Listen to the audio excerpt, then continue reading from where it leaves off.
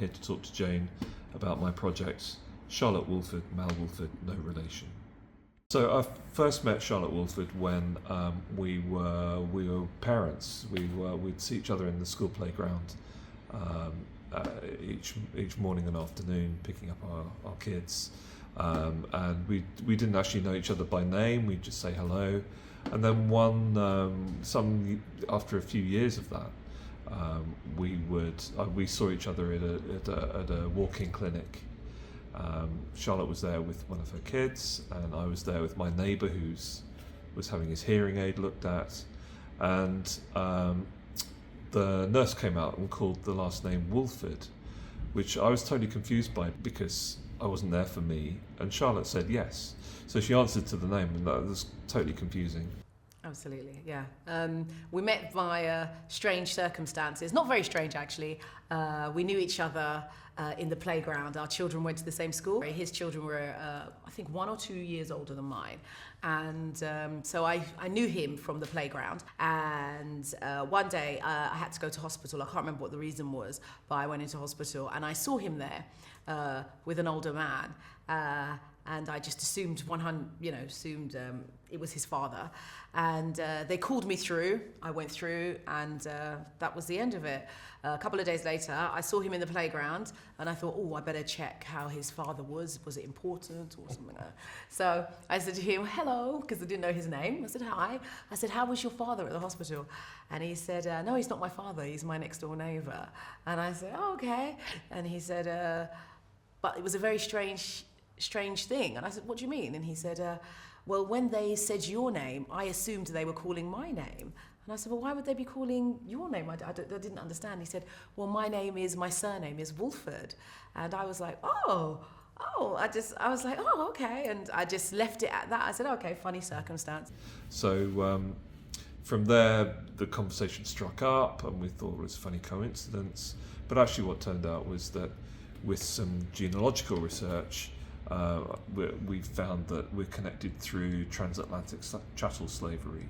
So while we're neighbours and our kids go to the same school, my 6 times great uncle went out to the Caribbean in the 1720s, and his descendants enslaved most probably Charlotte's ancestors.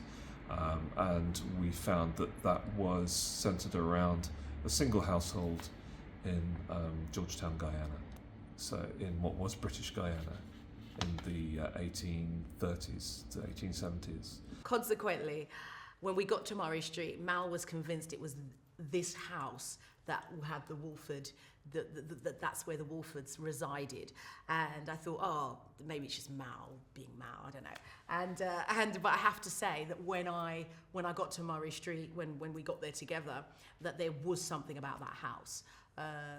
In a long row of houses, there was something about that house where I felt quite pulled to it as well, and truly believed that yes, I did think that's where they did reside as a family. So yes, that's how we're connected. What we did with that information is what I think is the interesting bit that comes next. At that point, I was already photographing seriously. I'd had a solo show where I'd worked with some people in Dover to document a project which was related to Brexit, and I found that in working collaboration with other people was an interesting way to work. So I proposed to Charlotte that perhaps we could make a project out of it. Well, he came up to me a couple of times and he said, look, I've been thinking about doing a project, and I'm into photography. It's not my day job, but I'm very much into photography, and I would really love to do a project with you concerning our names, like almost tracing them as far back as we can to see how they are connected, if they are connected, if there is any connection. Would you be willing to go along on that journey with me? And I said yes, and that is how we met. That is how we met. Charlotte has a background in acting, and so I think for her the idea of sitting for her portrait was an interesting one, and but it soon, after a number of sessions, I think Charlotte was extremely patient while I was just uncomfortable the whole time because the dynamic with me photographing her was just replicating and taking her picture was replicating a dynamic of the ancestors in terms of my ancestors or my cousins, as it was.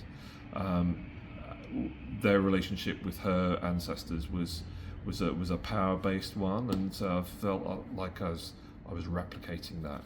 So what happened was we found the technique wet plate collodion process, which is a historic Victorian process, and through that we found, because it was so craft-based, we could both participate in making the pictures, and so therefore we were very much working as co-authors, and the works that we put together are very much the fruit of our relation, of the connection, the relationship that we have together, that we've built as a working relationship, and I think that shows in the work, and it also means that we're very much, it's an interrogation of what could have happened had people been interested in using that technology for an equal connection with each other. And then there was all those questions that sort of popped up as well, like, okay, this medium was actually invented for white skin.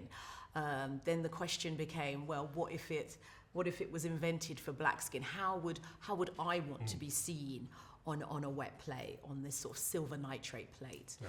And so that was a great big narrative for us, and then we started to really sort of immerse and play with it. It was fun. It was very good fun.